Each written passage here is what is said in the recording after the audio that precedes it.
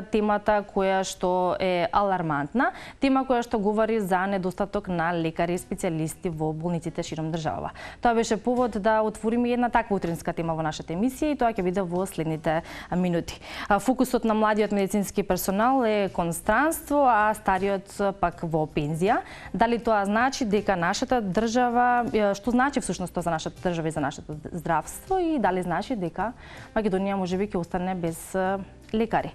Колку се посветува внимание на оваа тема, што и кои се одговорите од Министерството за здравство и која е всушност на работата на здруженијата кои што се во оваа област? Ете, накратко овие информации ќе ги дознаеме во продолжение на оваа тема. Зборувам со доктор Лилија Чолакова-Дервишова, која што е специјалист по семејна медицина, но и претседател на Здруженијето на приватни лекари. Добро утро за вас, доктор Лилија, и добро дојдовте во нашата утринска тема. Добро утро за вас и за гледачите. Мило ми е што ќе можеме да позборуваме на оваа тема со оглед на незината важност, и ова не е нешто кое што можеме да кажеме дека е изненадувачка вест, заради тоа што за токму недостигот на лекари широм болниците се говори малку подолго време. Она кое што вие деновиве го изјавивте во медиумите е дека недостасуваат гинеколози, интернисти, педијатри, а најмногу анестезиолози. Тука ќе издвоиме Штипската клиничка болница, која што е регионален центар и обслужува 250.000 пациенти во два региони. Потоа ја споменавте го споменавте Валандовско, односно Гевгелискиот регион и Велешката болница, каде што исто така недостасува кадар. Кога почнува да се забележува, бидејќи сега состојбата е алармантна?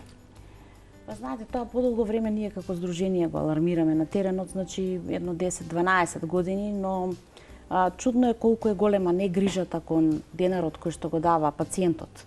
Така да овдека станува за еден долгогодишен недомаќин лук во целокупното креирање на здравствена политика во нашата држава, заради тоа што оние кои што се менаџери, нели, на болниците, треба пред време да предвидат за колку време некој би си отишол во пензија од сите области, не само за овие кои што ги набројавте.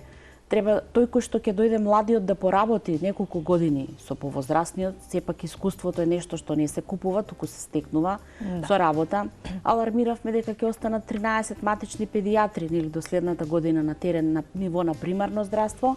Значи огромен е бројот на болници каде што немате анестезиолози, имате хирурзија, како би функционирале хирурзи без анестезиолози, или имате болници каде што обратна е ситуацијата. Имате негде сали, немате кадар, немате апарати, така да целокупната оваа состојба која што е многу тешка за нашите пациенти, а и за нас како здравствени работници, навистина е загрижувачка. И затоа нашиот предлог беше како фела дека мора да се намали бројот на годините на специјализирање подитно, ама подитно со големо и, заради тоа што не може 6 години, тоа е предолг период за специјализација. Ќе се направи огромен вакуум, нели, измеѓу тоа, и така да ние во моментов имаме здравствен туризам, во наводници кажано, значи туризмот е нешто убаво, но овдека вие мора пациент за шпонче да извади од окото, од Велес да го пратите за Скопје. Или за спреови ќе треба од март кога ќе се пензионира единствениот неумофтизиолог, нели, специјалист кој што е во Велес, целиот град да оди или за Јасеново или да оди за Скопје или за Штип, каде што има. Така да тоа е незамисливо, значи подитно мора да некој работи сите оние кои што земаат плата и се администрација за да администрираат здравство, треба да седнат и подитно да ги промениме правилниците, законите во интерес на народот.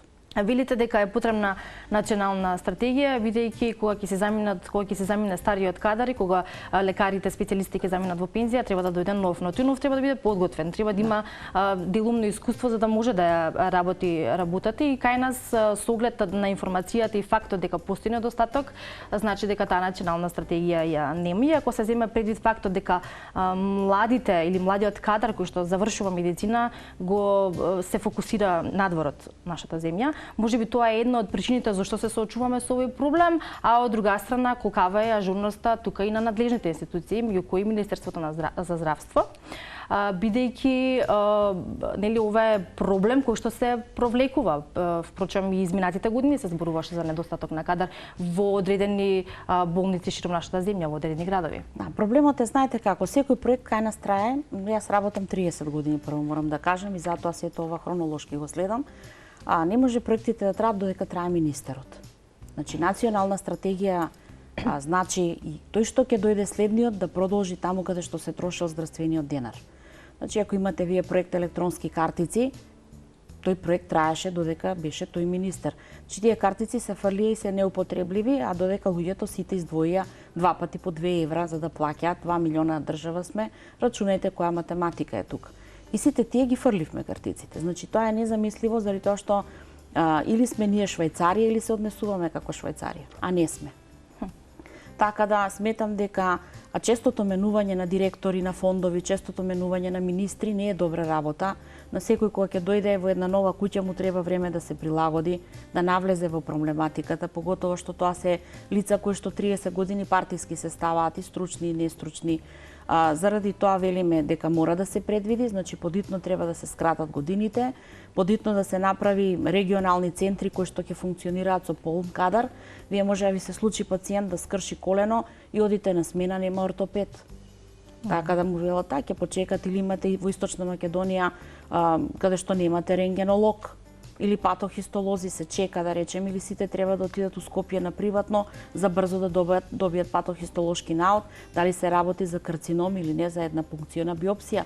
Значи тоа некогаш и минутите значат спасување на човечки живот.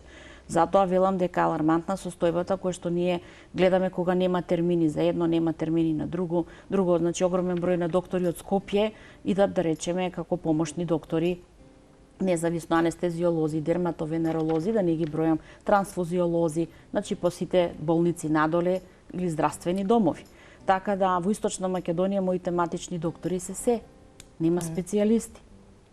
За да постои континуитет во давањето на здравствените услуги кон пациентите, односно кон граѓаните, потребно е да бидат исполнети сите услови, што значи ако има операциони сали, да има и хирурзи, да ако има хирурзи, да има и анестезиолози, бидејќи без тоа и не може да се оди во одредена операција. Но тоа е констатирано и очигледно проблемот постои. Тука е уште еден проблем кој што се случува со мој термин, како се употребува, дали добро се употребува, дали постои контрола на неговата употреба или се злоупотребува, бидејќи со оглед на вашето искуство и дел од вашата изјава е дека граѓаните не може да најдат простор за да резервираат термин за преглед. Знаете, чудно е тоа кога се направи мој термин, замислата беше, пошто ние како здружение учествувавме во сето тоа, да некои доктори кои што беа недостапни, значи се достапни беа само за мал број популација, да бидат достапни за сите. Заради тоа што тоа е нормално и ние имаме закон во кој што здравствената заштита треба да е во континуитет, сеопфатност, достапност, но ние имаме закони само на хартија, за жал.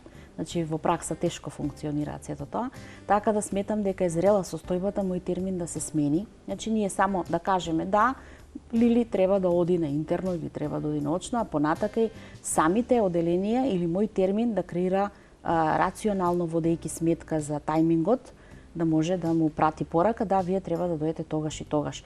Овака, значи ние секојдневно се соочуваме, вчера, например, беа блокирани итни за интерно или приоритетни кои што се со 7 дена. Како јас ќе упатам пациент со инфаркт за интерно велес? Ако некој ме блокира таму од тоа оделение, значи такви работи навистина се секојдневни во болниците и ние имаме групи каде што во моментот комуницираме од цела Македонија или градови, така да за да ги имам информациите во секој момент за да можам да да алармирам каде нешто не функционира.